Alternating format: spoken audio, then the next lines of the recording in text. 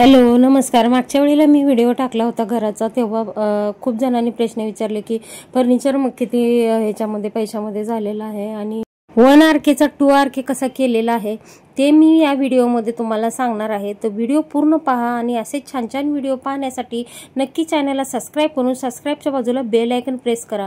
Bell icon press केले की माझे नवनवीन व्हिडिओ तुमच्यापर्यंत पोहोचतील आणि खरंच खूपच म्हणजे खर्च झालेला आहे घराचा, तर मी पुढे व्हिडिओमध्ये तुम्हाला सांगणार आहे। चला तर चालू करूयात या व्हिडिओला। तर ही बाहेरची साईट आहे आणि डोअर पासूनच सुरुवात करत आहे मी। तर बाहेर बघितलं ना, पावसाचे दिवस असले की थोडासा अंधार असतो आणि कसं व्हिडिओ दिवसाचे जरी बनवायला गेलं तर थोडंसं असं ब्लर असं येतात। तर आता दरवाजा उघडून मी आत गेलेले आहे आणि हा रूम लॉकडाऊनच्या आधी आम्हाला भेटलेला होता। तर हळूहळू थोडं थोडं फर्निचर करत आम्ही केलेला आहे आणि हा सासूबाईला माझ्या भेटलेला आहे रूम, सासूबाईंचा रूम आहे।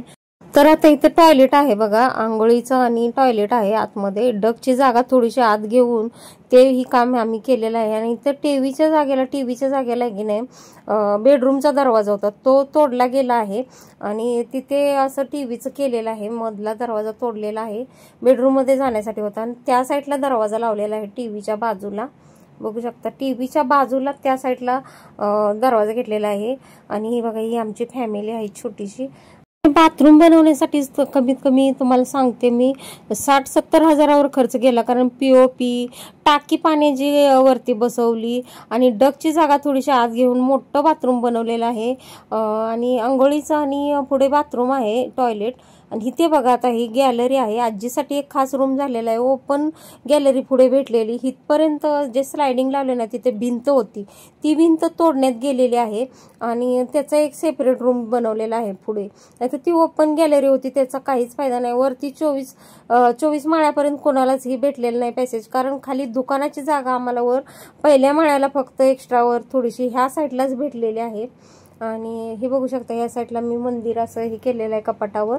आणि आता पुढे ही हॉल आहे बघा, हॉलचे ही टीव्ही हॉलच्या समोरच आहे आणि तुम्हाला दाखवते बघा। हे असं पीओपी वगैरे सर्व करायला त्याच्यासाठी कमीत कमी तुम्हाला सांगते, आता पीओपी वगैरे करायचं म्हणजे तो खूपच खर्च होतो, पण कसं असतं आपल्यावर असतं ते आपण कुठलं प्लाय घेणार कुठलं हे करणार। तर असे आम्ही डिझाईन बनवलेले आहे। तर कमीत कमी ह्याला पण त्या मजुरी पकडून कमीत कमी 1 ते 1.5 लाख खर्च ह्यालाच, लाईट वगैरे सगळं पकडून 1 ते 1.5-2 लाखावर हे गेलेलंच आहे बघा।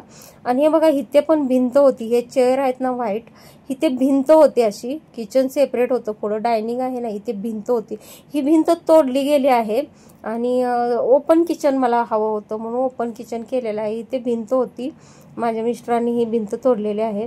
बेडरूम असा रूम होता ना हा बिल्डरने दिला, तेव्हा आत पाय टाकला की रूम संपत होता, खूप हॉल छोटा होता म्हणून ओपन किचन करून मोठा किचन केलेला आहे। आणि बघा इथे फ्रीज ठेवले नाही, ह्या साईडला किचन होतं, हे किचन तोडून आम्ही ह्या साईडला केलंय कारण किचन उलटं होतं, ह्या साईडला हवं होतं ती ह्या साईडला होतं आणि इथे भिंत होती ती तोडली गेली आहे आणि इथून पुढे किचन होतं। ते ओपन किचन केल्यामुळे थोडासा हॉल मोठा वाटतोय। आणि हे पोटमाळे वगैरे सर्व आम्ही आता सर्व काम झाल्यावर हे सर्व पोटमाळे वगैरे केलेले आहेत। भरपूर पोटमाळा पुढे वाढवून टाकी पाण्याची आम्हीच टाकलेली आहे, कमीत कमी 20 ते 30 हजार टाकीला गेलेले आहेत बघा। मोठी टाकी आहे 1000 लिटरची आहे त्याच्यामुळे, आणि पॅसेज करून माळाही वाढवलाय। आणि हे बघा इथे हे कपाट हे सर्व आम्हीच केलेलं आहे, बिल्डरने काही दिले नव्हतं। आणि या कपाटाची इथं बघा इथं पायपुसणी आहे ना, इथं भिंत होती आणि एवढंसंच किचन होतं, किचन मध्ये पण पाय ठेवू शकत नव्हतं असं होतं, त्याच्यामुळे डोकं चालवून हे सर्व काम केलेलं आहे बघा। हे सर्व किचनचं ही आम्हीच केलेलं आहे लाद्या। आणि हे बघा हे विंडो उघडली ना पुढे थोडी गॅलरी आम्ही केलेली आहे, ती गॅलरी जरी आत घेतली असती तरी चाललं असतं, पण सुरुवातीला काही एवढं काम करून देत नव्हती, त्याच्यामुळे पहिलाच माळा आहे ना, पहिल्या माळ्यावर एवढं कामासाठी परमिशन नव्हती, त्याच्यामुळे आम्ही थोडंसं केलं तरी आम्हाला फाईन मारलेलाच होता, तरी केलेलं आहे एवढं बघा। आता ही गॅलरी पण आपण आत घेऊ शकतो आणि अजून मोठा रूम होऊ शकतो, पण आता आणि तोडातोडी होईल, तेव्हाच तोडातोडी झाली तर किती त्रास झालेला। रूम भाड्याने घेतलेला, पण रूमच्या भाड्याचा आणि पैसे इथं मुंबईच्या वस्तीला राहायचं म्हणजे भाड्यानं रूम घेणं म्हणजे अशक्य आहे. कमीत कमी तेव्हा लॉकडाऊनच्या टायमाला 15 ते 16,000 भाडं होतं बघा असंच रूम. आणि वरती सर्वांना बघा, ही आता बेडरूमची पुढची साईड आहे ना, बेडरूमचे कपडे वगैरे सुकत घाला, ही गॅलरी हे आहे भारी, एसीचं हे आहे मशीन आहे इथे, आणि जाळी ठेवली आहे मी त्याच्यावर, आणि कपडे सुकत घालाय वगैरे छान आहे बघा. आणि आता आपण जाऊयात बेडरूममध्ये. तुम्हाला मी दाखवलं गॅलरी, हॉल, किचन, आणि आता आपण जाऊया बेडरूममध्ये. बेडरूममध्ये ही दरवाजे सुद्धा आम्ही दुसरेच चेंज केले, दरवाजे वगैरे हे बघा, पीओपी वगैरे छान असं केलेलं आहे. असं जसं म्हणजे छोट्या जागेत आपण करू शकतो तसं केलेलं आहे. हे पोट माळायचे वगैरे काम आम्ही केलंय. बाकी स्टाईल्स वगैरे काही म्हणजे असं वॉलपेपर वगैरे ते लावायचं काम थोडंसं बाकी आहे. आणि हे बघा, हे विंडोच्या इथे नाही, ते भिंत होती अशी, हे बाहेरची साईड होती, ते आम्ही आत घेतलंय.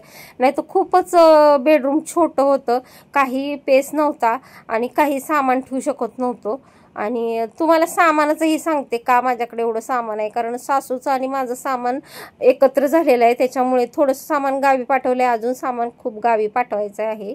आणि तेव्हा पुढचा व्हिडिओ, नेक्स्ट व्हिडिओमध्ये मी सांगेन. माझं सामान एकत्र आमचं दोघीचं असल्यामुळं खूपच वाढलेलं आहे सामान. आणि कसं होतं तुम्हाला माहिती आहे, एवढ्याशा घरात थोडंसं जरी सामान ठेवलं तर खूप असं अडचण वाटते. आणि आज मी इथलं स्टँड उचललंय बघा आणि बाहेर ठेवलंय, कारण पाऊस नव्हता. आणि हे बघा, या छोटंसं माझं कपाट आहे. आणि ह्या घरामध्ये कसं छोटंसंच ठेवलं पाहिजे, मोठं काही करू शकत नाही. ह्या भिंतीला कपाट बनवणार आहे, पण त्याला अजून खूप वेळ जाईल.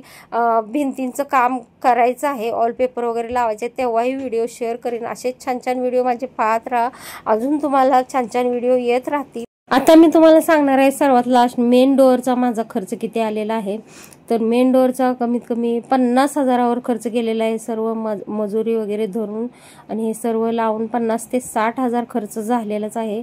आणि हे सर्व काम मी लॉकडाऊनच्या आधी केलेलं आहे. आता करायला गेलं तर आपलं सनमाईक कोणतं आहे, हे कोणतं आहे, काय आहे, ते थोडासा जास्त येईल. आपल्या कारागिरावर पण अवलंबून राहतं, त्यांच्या काम करण्यावर, काम पटापट करतायत की नाही. काम करण्यात वाढवलं तर मग खूप पैसे आपले जातात. अजून बेडरूमचं वगैरे काम थोडंसं बाकी आहे. तर सर्व खर्च मिळून 10 लाख तरी झालेला आहे. आणि भेटूयात लवकरच नेक्स्ट व्हिडिओमध्ये. Thank you, thanks for watching. Shri Swami Samarth.